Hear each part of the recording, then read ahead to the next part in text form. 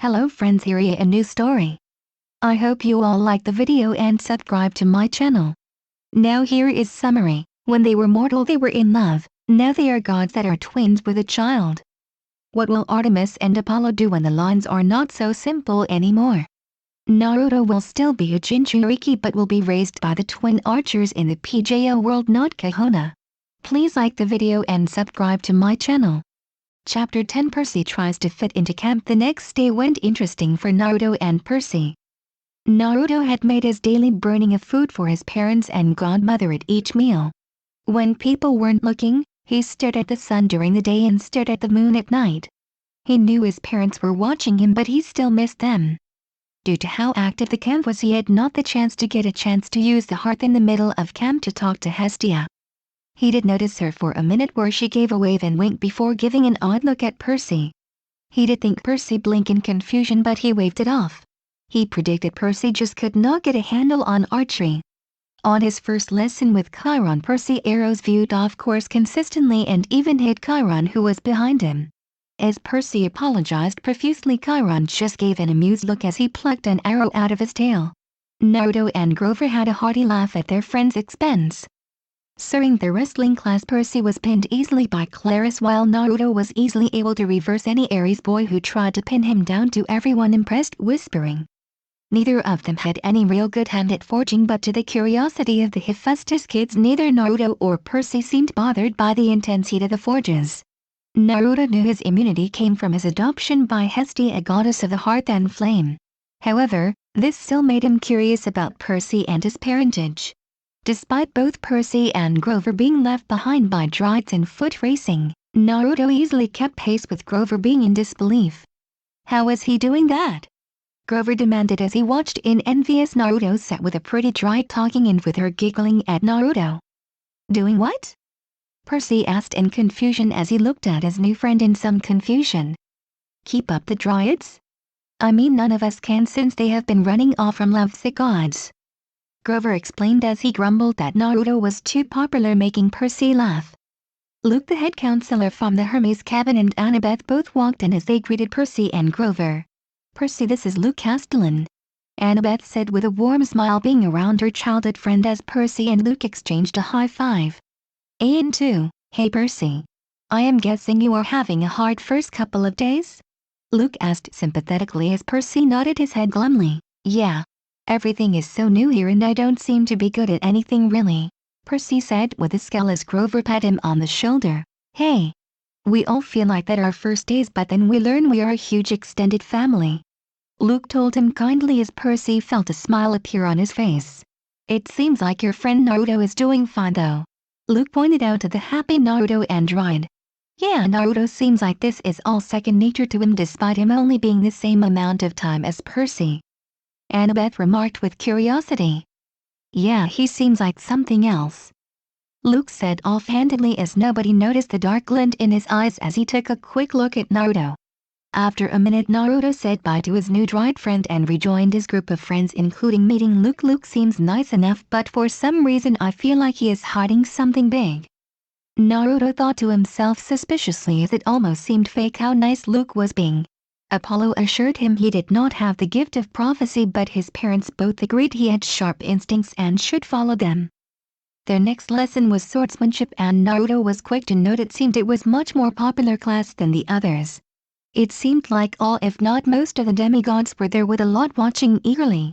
Luke was the instructor of the class, so he ordered each demigod to pair up for sparring. Naruto was matched up a son of Ares who he hadn't met before, but judging by the look of hatred directed at him, his siblings were more than wary of him.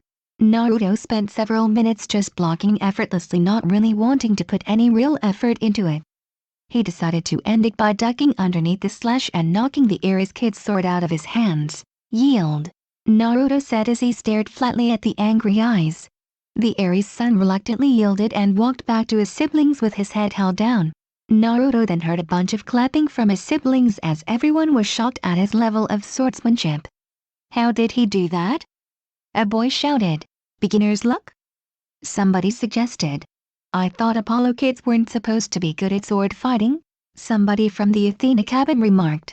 Naruto knew better as his parents refused to let him go into the world without preparing the best he could, so every day since he was a kid he had sword fighting with wooden swords and eventually real swords with his dad and the hunters.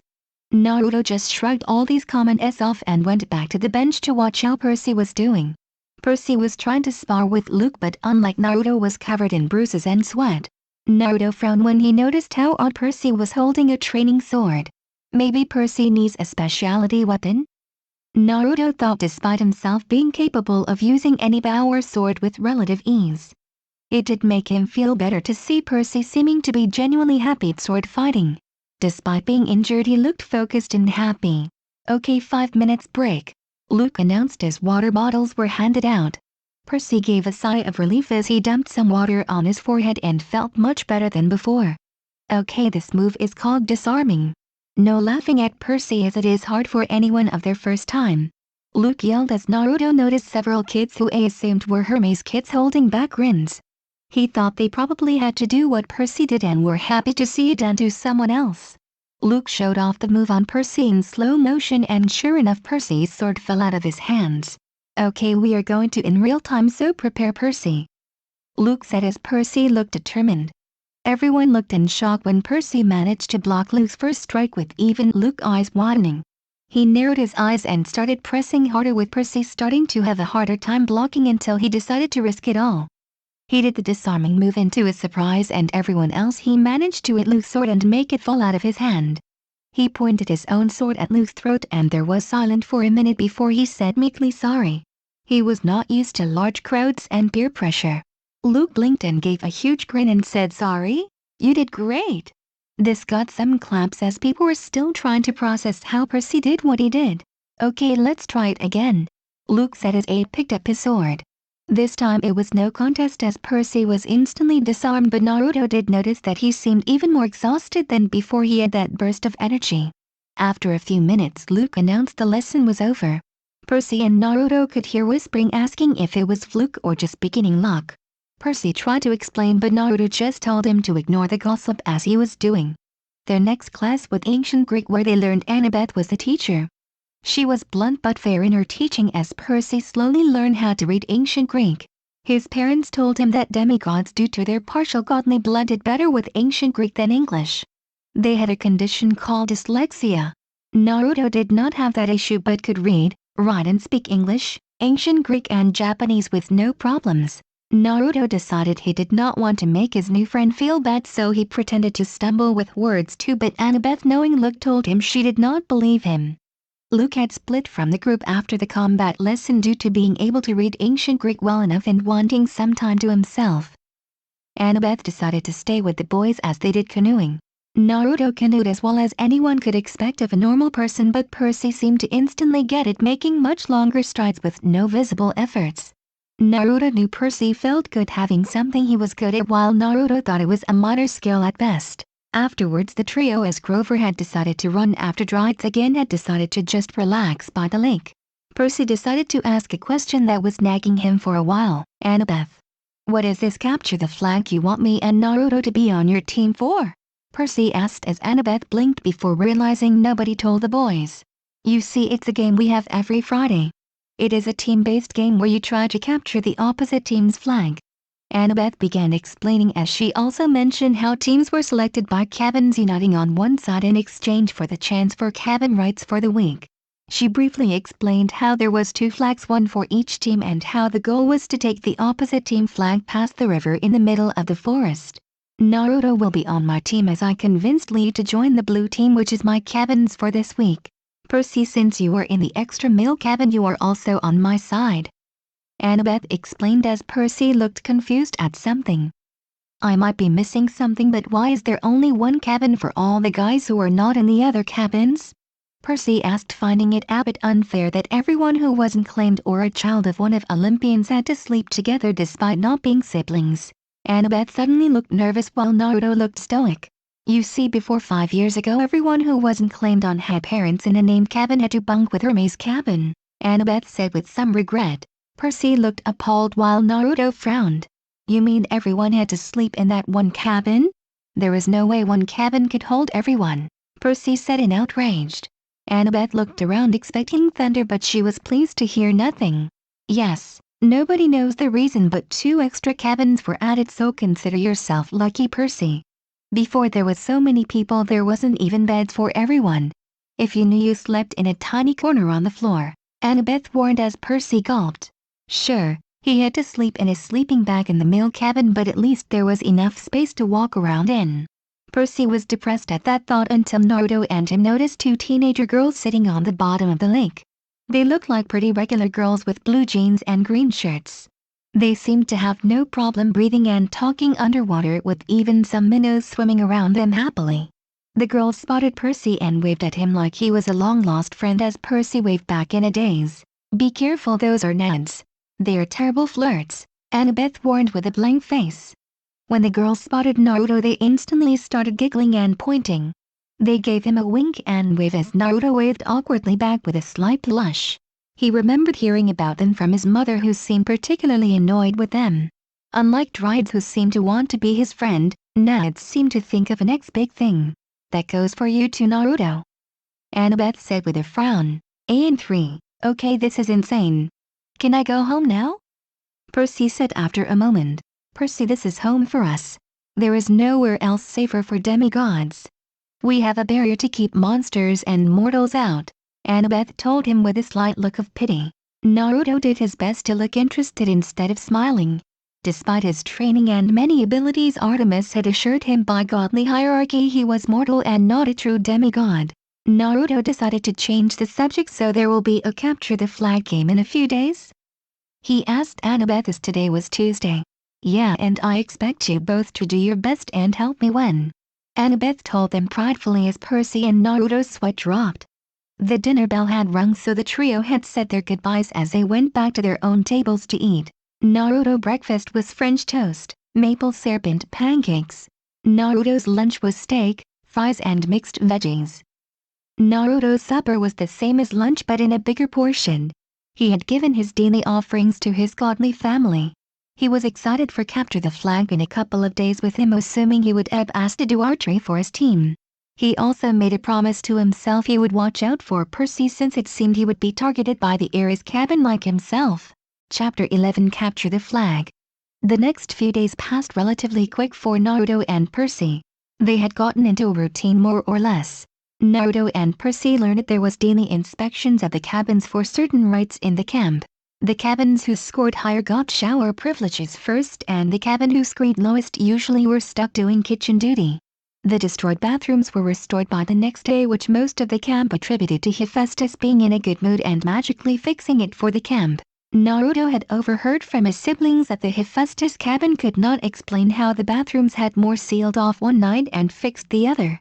Much to Percy's annoyance, his cabin, the extra male, consistently scored within the bottom 3 due to most of them not putting much effort into cleaning. Naruto was pleasantly surprised to see his father's cabin within the top 4, since his siblings considered it a thing of pride to make sure the cabin dedicated to their dad was kept clean. This oddly made him feel sentimental, since he knew his mother's cabin did not rank, as the hunters were rarely there and would not accept being ranked in the cabin rankings. Annabeth told them usually one member from either the Athena or Aphrodite cabins were the markers to ensure that cleaning regulations were kept up, instead of someone from another cabin being bribed into giving high marks for sloppy cabins. Percy had made a comment about Annabeth being too picky, which predictably made her even more strenuous about his cabin's hygiene during the next inspection.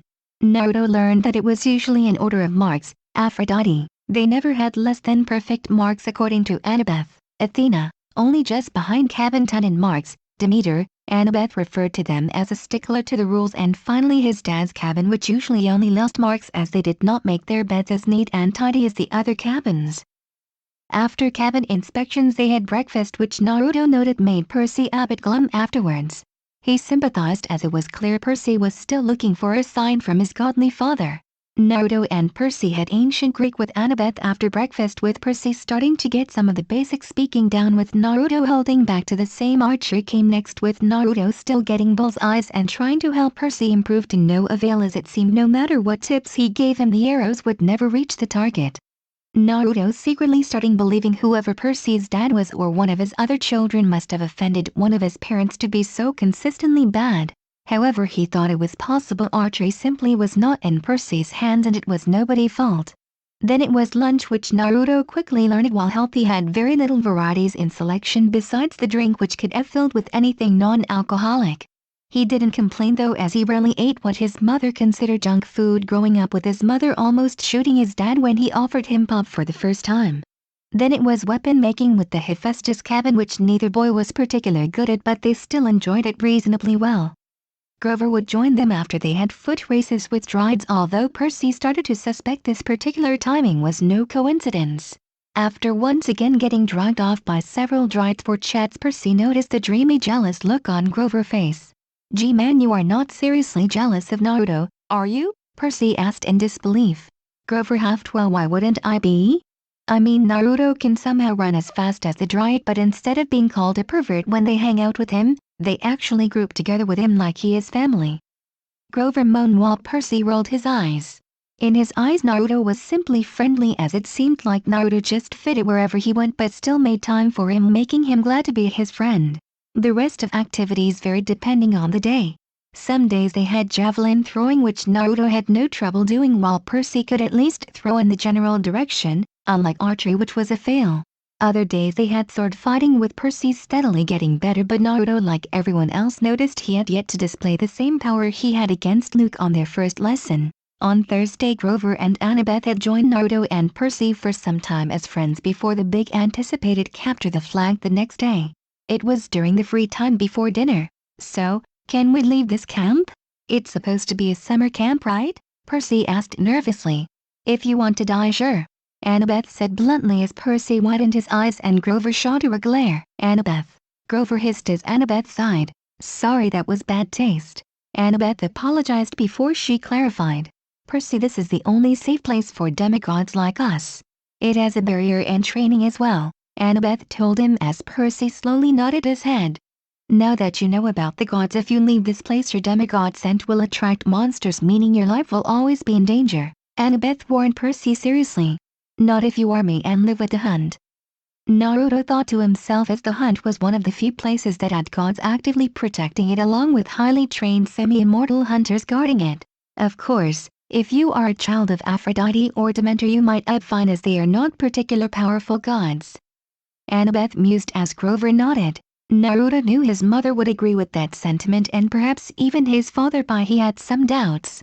Seeing Selena talk her way out of a confrontation with 3 Aries kids impressed him.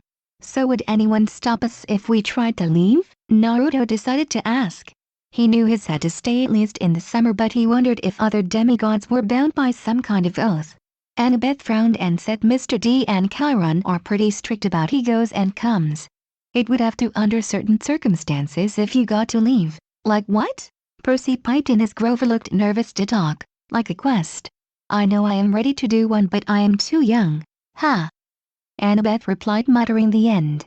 "So, Chiron and the film mentioned that the gods and Olympus are here in America, right?" Percy started as Annabeth gave a simple nod, telling him to continue. "So where is Olympus if it's in America right now?" Percy asked while Naruto looked politely interested. "The Empire State Building in New York. 600th floor."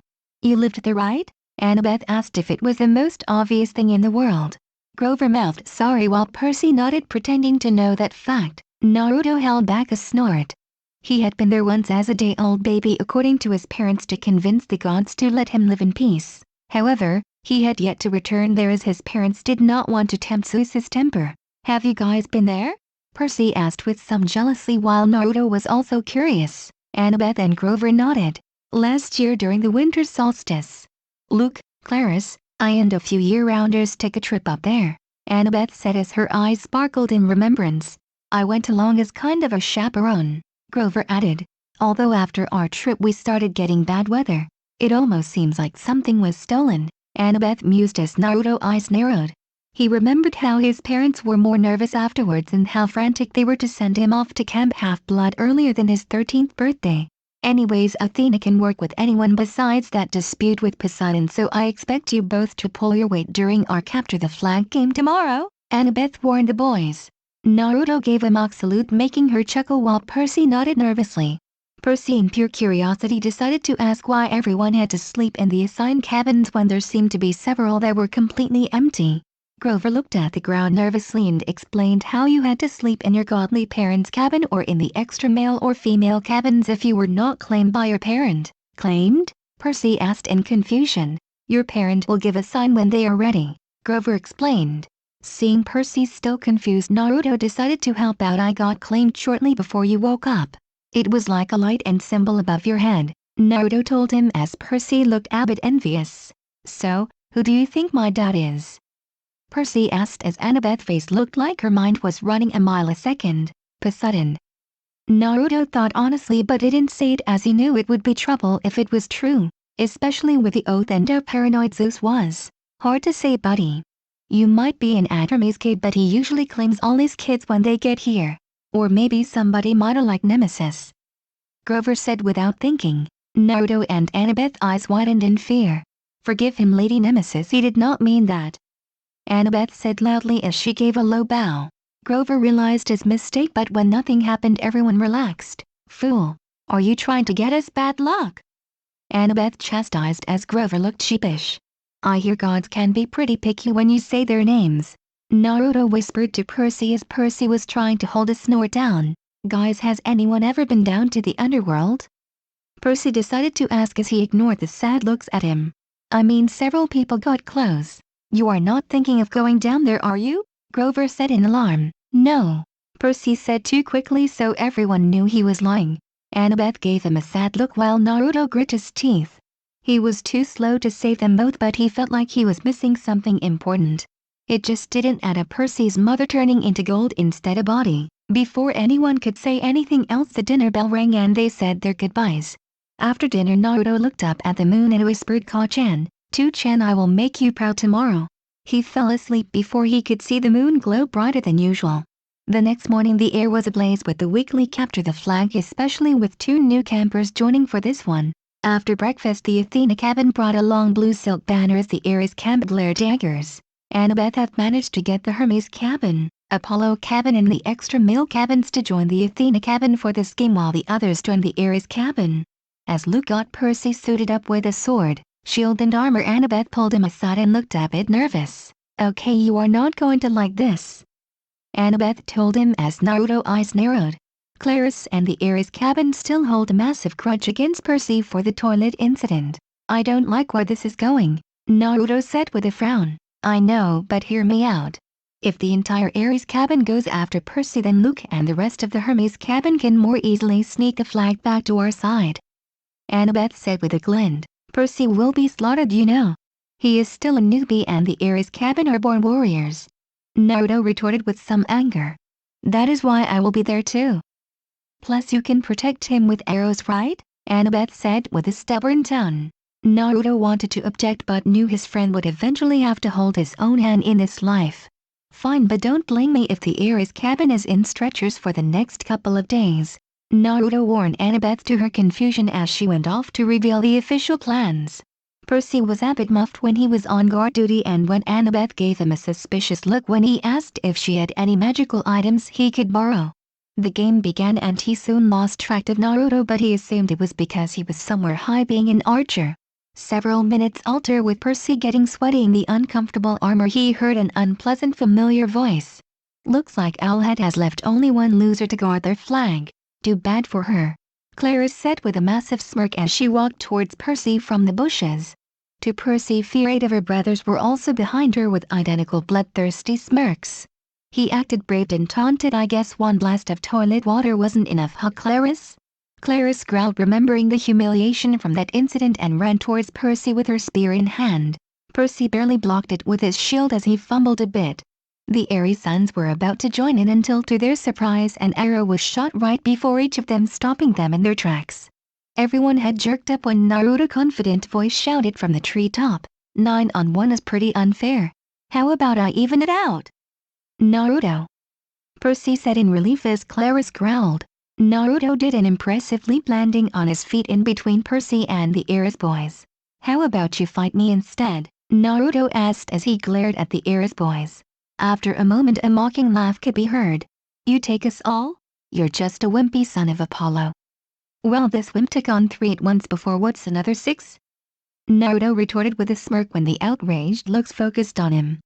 Claris, he is ours. One of them shouted to Claris, who started attacking Percy once again. Naruto took his bow and put it back on his back. He then put his left hand forward with a come-on expression as they charged at him. Naruto stepped back to avoid one swing as he sent a punch to another Aries kid's face, smashing their nose in. He booped and waved through a series of attacks before he started his counterattack. Meanwhile, Percy was on the ground after Clarice's thunder spear has electrified his arm and she kicked in the lake. Somehow, he felt better than ever as he fought back and even snapped Clarice's spear in half. "You corpse eater. When I get my hands on you," Clarice threatened before she was hit in the head with the butt of Percy's sword and knocked out cold into the lake. Percy was about to help out Naruto but just froze in admiration as they watched him fight.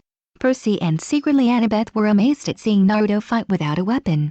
Naruto moved his head to the side, avoiding a thrust at his back before he pivoted, driving his knee into the attacker's stomach. He then sidestepped, avoiding a strike, and used his wrist to snap the wrist of the attacker, making him collapse in pain. He ducked, avoiding a leaping attack, and drive his elbow, knocking another one onto the floor. He sent 2 quick kicks into the unguarded shins of 2 more boys, making them collapse. The last 3 tried to gang up on him, but he was much quicker, sending quick jabs into the chests and face of his attackers as they fell over. The victory horn was sounded as everyone say Luke carried over the line as Clarice shouted curses at the trick. "Where did you learn to fight like that?" Annabeth said in pure awe as she knew that nobody at camp could fight like that unarmed. Naruto just smiled as they sent a nod to Percy, who was too stunned to react to Annabeth reappearing out of nowhere. Percy turned to Annabeth with an accusatory glare and said, "You set me up. I knew Clarice would come after me if I was alone." Pointing his finger at her as she sent him a shrug, "Athena always has a plan. Besides, I was there the whole time, but with Naruto here you didn't need the help," Annabeth told him simply. "What happened? Oh, your injuries?" she asked as looked fresh and not 5 minutes ago covered in cuts. Percy said, not knowing what to say. "Step out of the water," Annabeth said with a look of deep thought. Percy reluctantly did and was instantly on his knees. "Sticks, I thought it was Zeus," Annabeth murmured before they all heard a series of growls. "Get Naiba, hurry," Chiron said urgently as the rest of the camp was on top of the hill, seeing the 3 demigods in danger. In front of them were 5 hellhounds who all growled, glaring at Percy like he was prey. "Percy, get back," Annabeth shouted as she readied her knife. Before any other action could be taken, one hellhound had an odd knife in its head before it turned to dust. Before the knife could even hit the ground, 3 more hellhounds fell onto the ground with knives in their heads. Naruto had thrown his kunai knives with perfect accuracy and speed before any of the hellhounds could react. The final one was faster and smarter and lunged at Naruto with his claws and fangs out. However, Naruto stepped forward and plunged a knife into its throat and said, "I won't let anyone hurt my friends." The hellhound had a frozen look of disbelief before it too turned to dust. Chiron looked impressed as the rest of the camp was silent at what they saw. Naruto picked up his knives and put them back so quickly no one saw where they came from. "You okay, Percy?" Naruto asked as Percy closed his jaw and nodded. Before he could talk, a bright light surrounded him. "He is getting claimed," Annabeth said with some worry. Percy looked up and saw a trident above his head. "It is determined," Chiron said as they bowed and everyone reluctantly did. "Determined?" Percy asked in bewilderment. "Your father, Poseidon," said Chiron. "Earthshaker, Stormbringer, father of horses, hail, Perseus Jackson, son of the sea god." All of a sudden a bright light enveloped Naruto. "It can't be! No one has been claimed twice before," Annabeth shouted as everyone looked Naruto. To everyone's shock, he had 2 symbols. One of his father lyre and one of his mother's deer. The second symbol made everyone drop in disbelief. Chiron held his knowing smirk as he announced, "Behold Naruto Uzumaki, son of Apollo, lord of the sun, light, healing, disease, plagues, music, art, poetry, archery, reason, knowledge, truth and prophecy." Along with Naruto Uzumaki, son of Artemis, goddess of the hunt, archery, wilderness, forests, the moon, chastity, and childbirth. Naruto heard many whispers ranging from "it can't be" to Lady Artemis would have a boy, let alone with her brother. Naruto decided to break H equals the ice and say, "I guess I get to be my mother's representative, huh? When the shouting got louder, Chiron said all head counselors to the big house at once. I hope you all like the video. And if you all want the next part of this video, please like the video and comment 3 hearts. Please subscribe to my channel so whenever I upload a video you will notify.